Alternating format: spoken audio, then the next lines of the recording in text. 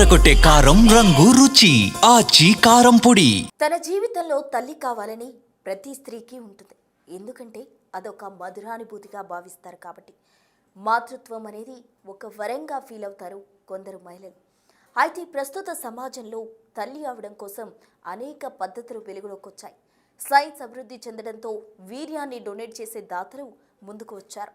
వీర్య కణాలు భద్రపరిచే స్పర్మ్ బ్యాంకులు పుట్టుకొచ్చాయి. అవసరానికి తగ్గట్టుగా వీర్యాన్ని ఉపయోగించి మాతృత్వాన్ని ప్రసాదిస్తున్నారు డాక్టర్లు. అయితే ఈ రకమైన విధానం 200 కుటుంబాల్లో ఆందోళన కలిగిస్తోంది. ఈ కలవరం పుట్టిస్తున్న అంశమేంటి? అసలు స్పర్మ్ బ్యాంకుల ద్వారా గర్భాన్ని దాల్చడం సరైందేనా?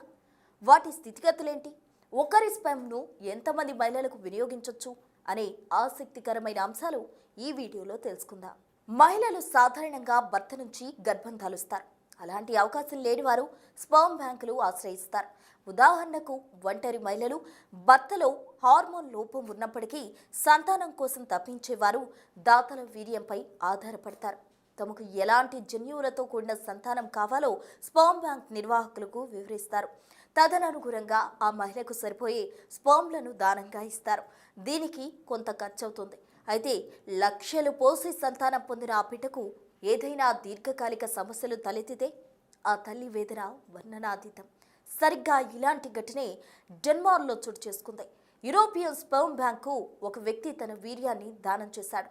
దాని ప్రభావం 14 దేశాల్లోని 200 మంది పిల్లలపై ప్రత్యక్షంగా పడింది. ఆ దాత ఇచ్చిన వీర్యంలోని జన్యు పరివర్తన కారణంగా పుట్టిన పిల్లలు క్యాన్సర్ బారిన పడే అవకాశం ఉందని అంటున్నారు నిపుణులు. ఇప్పటికే 10ల సంఖ్యలో చిన్నారులు మృత్యువాత పడ్డారు. దీంతో ఆ తల్లులలో టెన్షన్ మొదలైంది. ఈ నేపథ్యంలోనే ఆ దాత ఇతోదకంగా ఇచ్చిన వీర్యంపై అనేక అనుమానాలు వ్యక్తమవుతున్నాయి. అతను వీర్యాన్ని అంత విరివిగా ఎందుకిచ్చారు? ఒకవేళ ఇచ్చినప్పటికీ వీర్యం పరీక్షల్లో ఆ ఉత్పరివర్తనం ఎందుకు బయటపడలేదు? ఆ వీర్యం వల్ల భవిష్యత్తులో అనేక ఇబ్బందులు తలెత్తుతాయని ముందుగానే ఎందుకు గుర్తించలేకపోయారు? ఇది కావాలని చేసిన చర్య లేక యాదృశ్చికంగా జరిగిపోయిందా అన్న ప్రశ్నలు తలెత్తుతున్నాయి. ఈ నేపథ్యంలోనే స్పర్మ్ బ్యాంకులు నిర్వహణ లోపం స్పష్టంగా కనిపిస్తుందని అంటున్నారు కొందరు నిపుణులు. వీర్య కణాలను భద్రపరిచే బ్యాంకులు సరైన ఖచ్చితత్వాన్ని పాటించాల్సి ఉంటుంది. జన్యు స్క్రీనింగ్ పరీక్షలు చాలా జాగ్రత్తగా నిర్వహించాల్సి ఉంటుంది. ఒక వీర్య కణంలోని 100 జన్యువులను క్షుణ్ణంగా పరిశీలించిన తరువాతే వాటిని గ్రహీతలకు అందించాలి అంటున్నారు. ప్రస్తుతం 200 మంది చిన్నారులు దీర్ఘకాలిక వ్యాధులతో ఇబ్బందులు ఎదుర్కొంటున్నారు. ఇలాంటి ఘటనలు పునరావృతం కాకుండా ఉండాలంటే ఒక దాత వీర్యాన్ని ప్రపంచవ్యాప్తంగా ఎగుమతి చేసే విధానంలో మార్పులు రావాలని సూచిస్తున్నారు నిపుణులు. ఒక దాత ఇచ్చిన వీర్యాన్ని అతి తక్కువ మంది మహిళలకు మాత్రమే వినియోగించేలా కొత్త చట్టం తీసుకురావాలని చెబుతున్నారు శాస్త్రవేత్తలు. ఉదాహరణకు బ్రిటన్లో ఒకరి స్పర్మ్ను 10 మంది మహిళలకు మాత్రమే ఉపయోగిస్తారు. బెల్జియంలో ఓ స్పర్మ్ డోనర్ వీర్య కణాలు 6 మహిళలకు మించి వాడకూడదు. అయితే తాజాగా జరిగిన ఘటనలో రూల్స్ అతిక్రమించి 36 మంది మహిళలకు వాడినట్టు తెలుస్తోంది.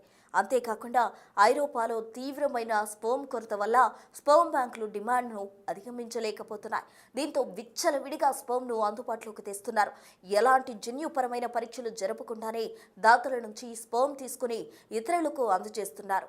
ఇంకా స్పష్టంగా చెప్పాలంటే దాతలు చూసేందుకు అందంగా మంచి ఎత్తు, జుట్టు రంగు ఉంటే చాలు వీర్యాన్ని తీసుకుని భద్రపరుస్తున్నారు స్పర్మ్ బ్యాంకులు.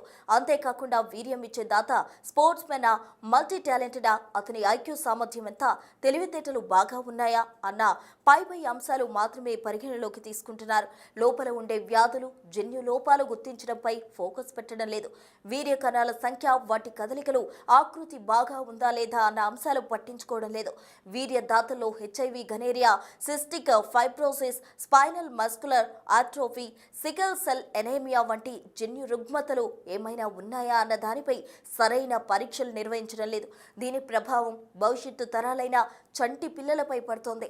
స్పర్మ్ బ్యాంకులు చేసే చిన్న తప్పిదం వల్ల ప్రపంచంలోని భావి తరాలు తీవ్రమైన దీర్ఘకాలిక వ్యాధులతో సతమతమవుతున్నాయి. ఇలాంటివి జరగకుండా ఉండాలంటే సరైన స్పర్మ్ బ్యాంక్ను ఎంపిక చేసుకోవడమే కాకుండా వీర్యదాతలు క్షుణ్ణంగా పరిశీలించాల్సిన ఆవశ్యకత ఉంది. ఇలా వీర్యదాతల ద్వారా సంతానం పొందాలనుకునే వారు కొన్ని సూచనలు పాటించాలని చెప్తున్నారు డాక్టర్స్. ముందుగా ఖచ్చితత్వంలో పనిచేసే స్పర్మ్ బ్యాంకులను ఎంపిక చేసుకోవాలి. అంతేకాకుండా ఆ బ్యాంకుల దగ్గరకు వెళ్లి స్పర్మ్ దానం చేసిన వ్యక్తి వివరాలు, మెడికల్ రిపోర్టులు పరిశీలించాలి. గతంలో ఇవి ఉన్నప్పటికీ ప్రత్యేకంగా అనువంశిక రుగ్మతలకు సంబంధించిన పరీక్షలు చేయించాలి. ఇలా చేయడం వల్ల పాత రిపోర్టులు తప్పుగా ఉన్నప్పటికీ తాజా పరీక్షల్లో వాటిని గుర్తించి ముందస్తు జాగ్రత్తలు తీసుకోవచ్చు. తద్వారా మన భవిష్యత్తు తరాలను కాపాడొచ్చు.